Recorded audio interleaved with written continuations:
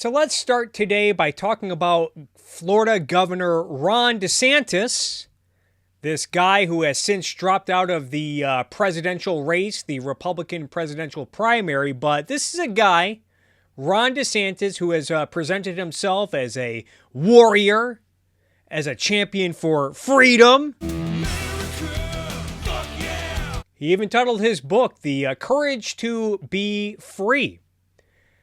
But the other day it was reported that Ron DeSantis is not a big fan of lab-grown meat. According to Florida's Voice, Ron DeSantis supports cracking down on lab-grown meat as lawmakers consider a bill to ban it.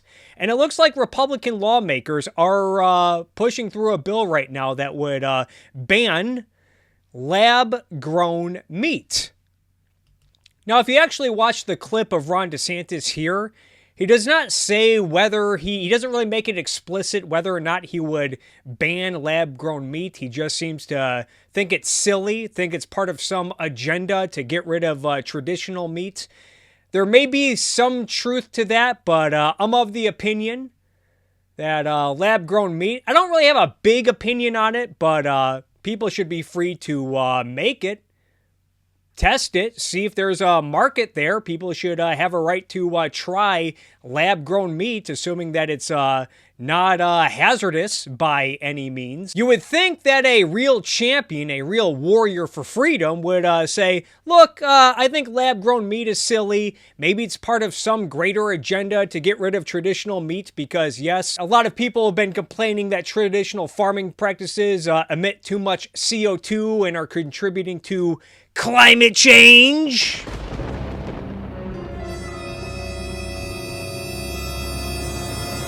And maybe there is truth to that, but regardless, I feel like a real champion for freedom may say something like, look, I don't get it.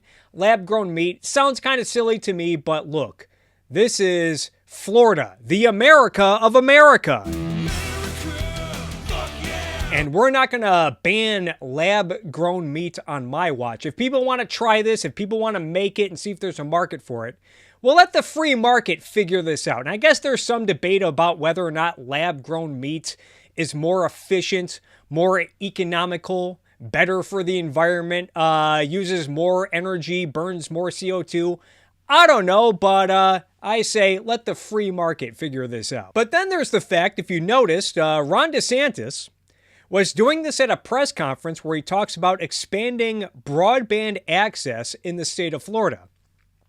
And according to Ron DeSantis' own website, Governor Ron DeSantis delivers $223 million to expand rural broadband access.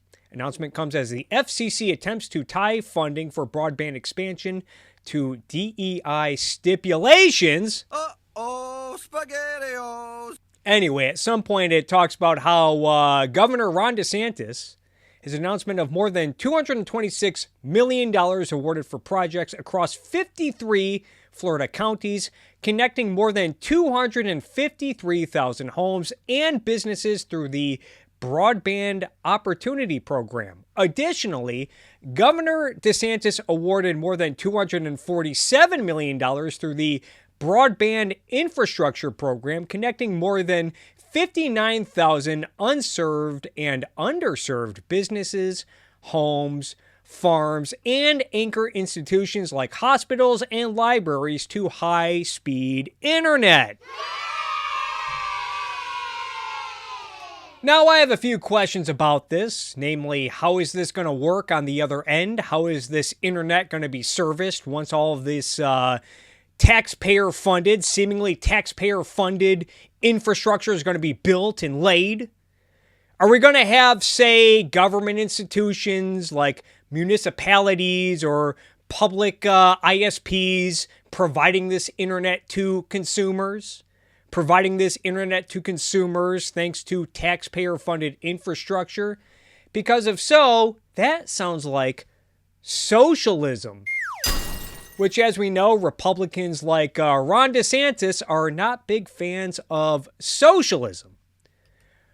Or maybe it's the case that it won't be municipalities, it won't be public ISPs, but rather greedy corporations, private enterprise who set up shop. And after all this taxpayer-funded infrastructure is established and built, then they'll be the ones servicing all of this ISP. As a lot of ISPs have enjoyed a lot of subsidies. This is according to just the Wall Street Journal last week, January 25th, how one company hoovered up $3 billion in broadband subsidies. And there's even a chart down here detailing which ISPs have enjoyed the most taxpayer funding.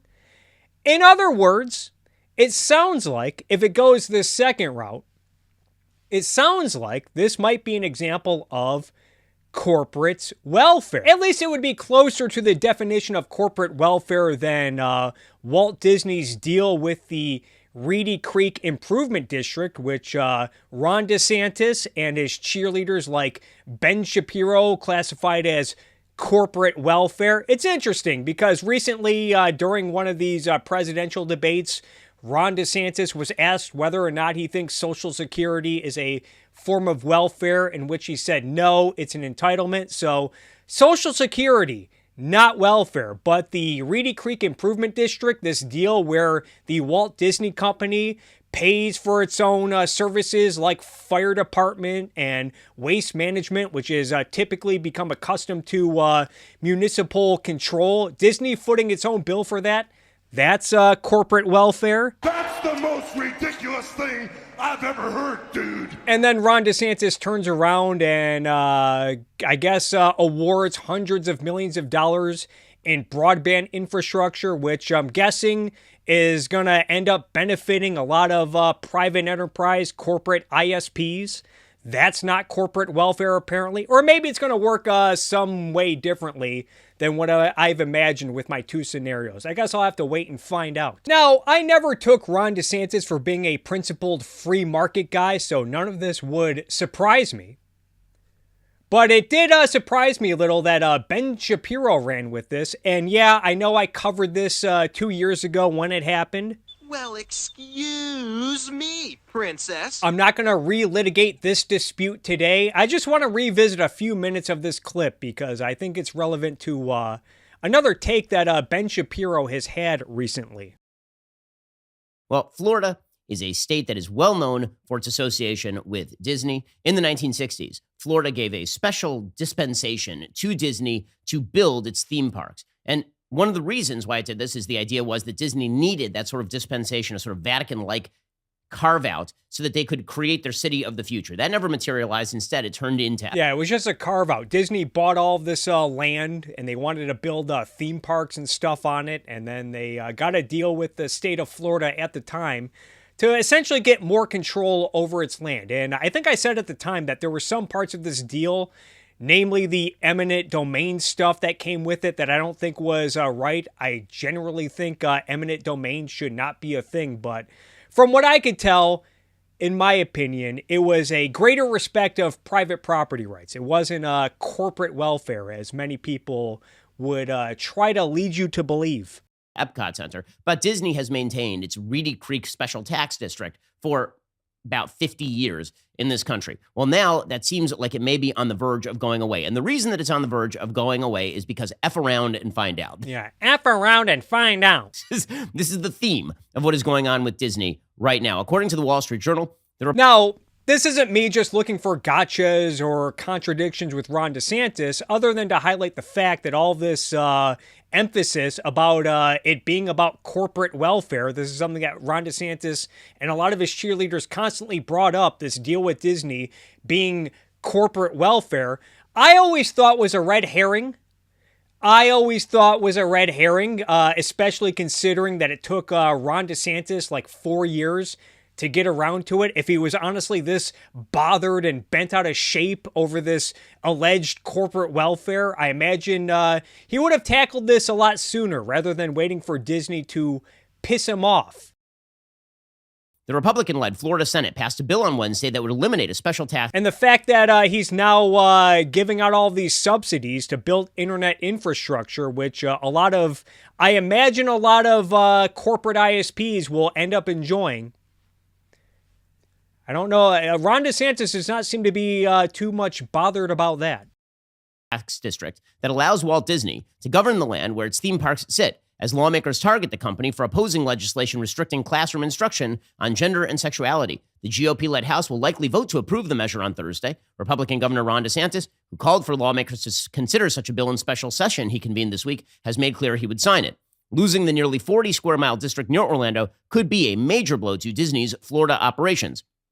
The special district, created in 1967, known as the Reedy Creek Improvement District, exempts Disney from a host of regulations and certain taxes and fees. It has allowed the entertainment company to manage its theme parks and resorts in the state with little red tape for more than 50 years. It saves Disney tens of millions of dollars a year, according to a person familiar with the company's finances who studied the issue over a decade ago. On Wednesday, Disney declined to comment on the bill, which is pretty significant given that Disney couldn't shut up about the Florida Parental Rights in Education Act. So now they've decided that it's time to shut up. And the reason they've decided to shut up is because they're realizing now that there are consequences to getting involved in political issues that do not involve you.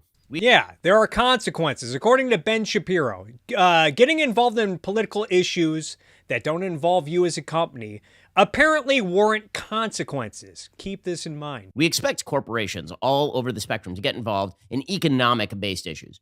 We understand that corporations are going to get involved in questions with regard to regulations of their industry, but there's sort of been a general understanding that corporations are not to get involved in things like educational issues. Corporations are really not supposed to be involved in social issues. Corporations are really not supposed to have a lot to say about a lot of these specific issues that are outside the purview of the corporation. Now, it's not, as long as it's inside their purview, then I guess it's fine. People associated with the corporation can do whatever they want. So, for example, Chick-fil-A never gave a corporate donation on behalf of traditional marriage. That did not stop the cities of Boston and Chicago from attempting to ban Chick-fil-A when they found out that founder Dan Cathy was supportive of traditional marriage. The left has never made this distinction, by the way. The left doesn't care. If you're an executive of a company and you, as an executive of that company, give money to something the left does not like, they will just punish the corporation. The right has always basically said, we're not going to punish corporations as long as those corporations don't involve themselves in issues that are outside of their purview.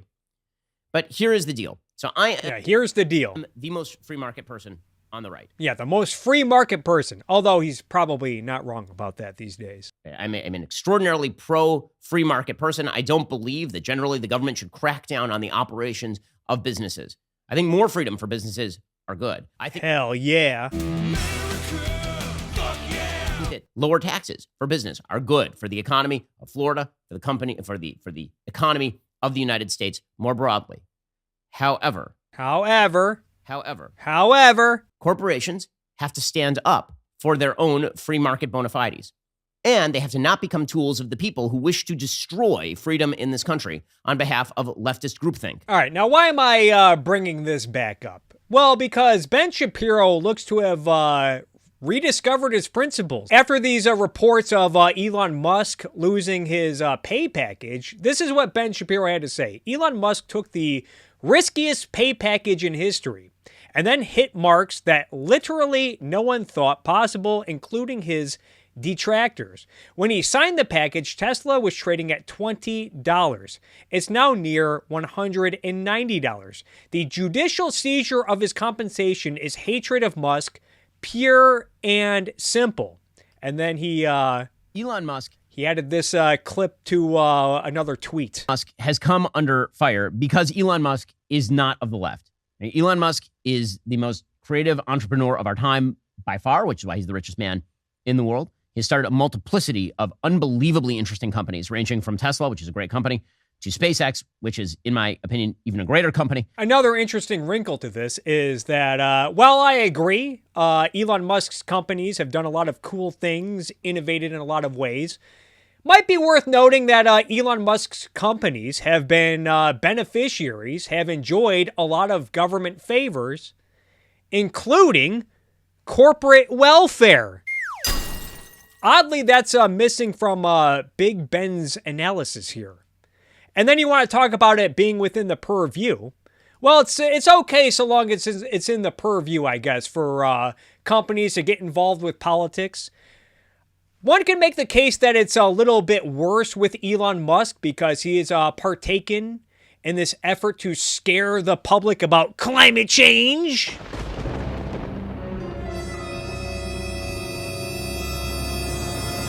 and the harmful effects of CO2 emissions, and then his companies, namely Tesla, get favors from the government in effort to reduce CO2 emissions by making it easier for people to buy his electric cars. Where's all of this obsession and shrieking and shrilling about corporate welfare?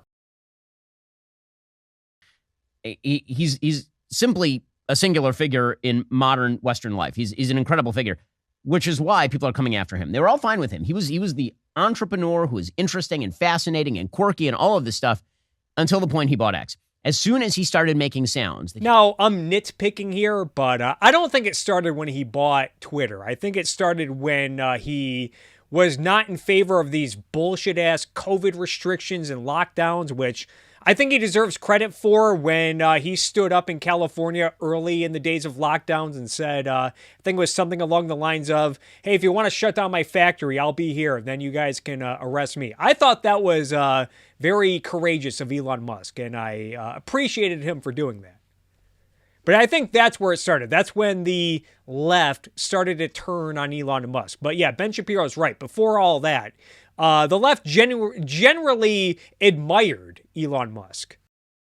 That he liked free speech and wanted to open up. And yeah, it definitely got dialed up to 1,000 once he bought Twitter. The auspices of social media to various alternative opinions, the world came down around his ears. And so what we're watching right now is a political bias against Elon Musk turn into a legal bias against Elon Musk. A political bias to a legal bias. The legal system, when we talk about the legal system being perverted, I mean, this is an actual perversion of the legal system. So according to Fox Business, a Delaware judge ruled... Oh, so now the legal system is perverted and is biased against certain businesses. Ruled in favor of Tesla investors who sued to challenge a $56 billion pay package for Elon Musk. The decision dares to boldly go where no man has gone before, or at least where no Delaware court has tread, the opinion states. The collection of features characterizing Musk's relationship with Tesla and its directors gave him enormous whatever happened to F around and find out? Influence over Tesla. In her ruling, the judge said, quote, the plaintiff is entitled to rescission, meaning that the shareholders of Tesla sued to basically claw back a $56 billion. Now, not to get into the minutia of these details surrounding this case, I don't know where I stand on this. I'm not a corporate law expert. This looks to me to be a dispute between the shareholders of Tesla and Elon Musk, and it looks like the judge's decision was based on this notion that there was not a lot of negotiation between the shareholders and Elon Musk, that it was a little rushed, I guess. They gave Elon Musk a little too much leeway. I don't know. I think this is for a court to decide. I'm not sure who's in the right here, but from what I can tell, there's no political bias here. Or maybe it's the case that this excuse provided in this article by the Wall Street Journal, and that Ben Shapiro even talks about, maybe this is all a red herring. Like I was talking about earlier with the corporate welfare being a red herring with the whole Disney versus Ron DeSantis dispute. Maybe this is all red herring, and maybe this is all a judge having a political bias against Elon Musk. Although if you watch this whole clip, this whole 7-minute clip, I don't think Ben Shapiro does a great job of proving that. He brings up articles and commentary during the time of this Elon Musk deal from like 2018 about how some of Elon Musk's detractors were saying this was a stupid deal for him, which I guess is interesting to bring up, but doesn't really have any bearing on a legal decision. Because as we know, and as I'm sure Ben Shapiro knows, public opinion should have no bearing on legal decisions and how the law is applied, or at least he should know that. What would be more interesting is if Ben Shapiro brought in something like an op-ed that this particular judge wrote a while ago, where she talks about, the judge's name is Kathleen McCormick, Chancellor Kathleen McCormick.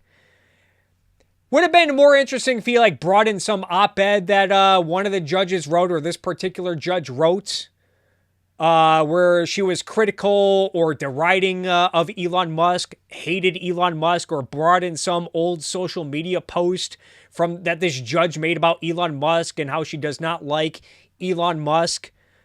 But we don't really get any of that in this clip.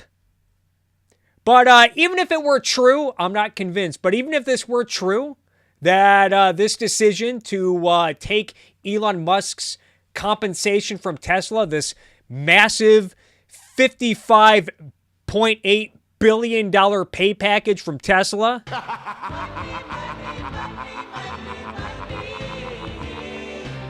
even if it were true that this is a perversion of the legal system and that this is a legal bias, this is the left coming for Elon Musk, even if that's all true, I guess it's nice. You know what? Good for Ben Shapiro. I guess it's nice to see Ben Shapiro rediscover his free market principles. It's at least when it comes to the state's role in economics.